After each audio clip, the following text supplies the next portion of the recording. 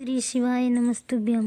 तो भक्तों, कैसे हैं आप लोग? उम्मीद करती हूँ आप लोग अच्छे होंगे। चलिए आज हम श्रवण करेंगे रविवार प्रदोष व्रत कथा। कर्पूरी गौरम करुणावतारम संसार सारम भुजगेन्द्रहारम सदा वसंतम हृदयारविंदे भवम भवानी सहितम नमामि।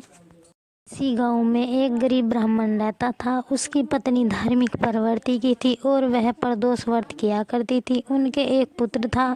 एक बार उनका पुत्र गंगा स्नान करने के लिए गया। तब मार्ग में उसे चोरों ने चारों ओर से घेर लिया और डरा धमका कर उससे पूछने लगे कि बता, तेरे पिताजी ने अपना धन कहाँ छिपा कर रखा है। इस पर ब्राह्मण पुत्र ने दीन भाव से कहा कि मेरे पिताजी तो बहुत ही दीनहीन हैं, उनके पास भला धन कहाँ है। एक चोर उससे उसकी पोटली छीनकर देखने लगा। उसमें रूखी सूखी रोटियां थी। यह देखकर दूसरा चोर बोला कि यह तो वास्तव में ही गरीब लगता है, इसे जाने दो। दूसरे चोर ने जब ऐसा कहा तो वह ब्राह्मण पुत्र अपने मार्ग पर बढ़ने लगा।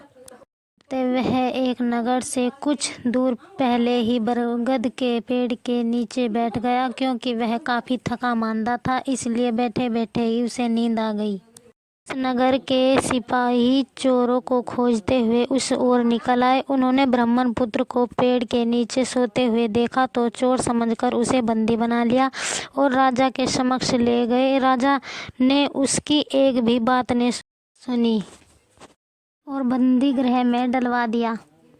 उधर उस ब्राह्मण पुत्र की मां प्रदोष व्रत कर रही थी। उसके व्रत के प्रभाव से भगवान शिव ने उस राजा को स्वप्न में आदेश दिया कि हे राजन, यह ब्राह्मण पुत्र निर्दोष है, प्रातः होते ही इसे छोड़ दो। यदि तुमने इसे नहीं छोड़ा तो तुम्हारा राज्य व वैभव सब कुछ नष्ट हो जाएगा। राजा ने सुबह जागते ही उस ब्राह्मण पुत्र को तुरंत बुलवाया और पूछा तो उसने सब कुछ सच सच बतला दिया। फिर राजा ने उसके माता पिता को बुलवाया तो वह भयभीत से दरबार में उपस्थित हुए। उन्हें भयभीत देखकर राजा ने कहा कि तुम्हारा यह बालक निर्दोष व निडर है।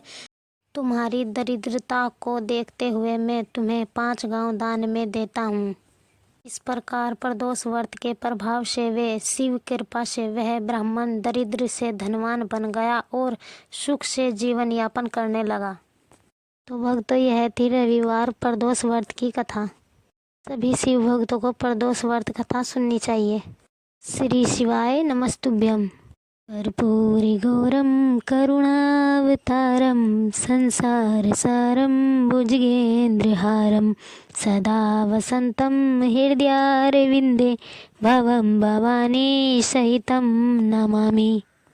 जय शंकर।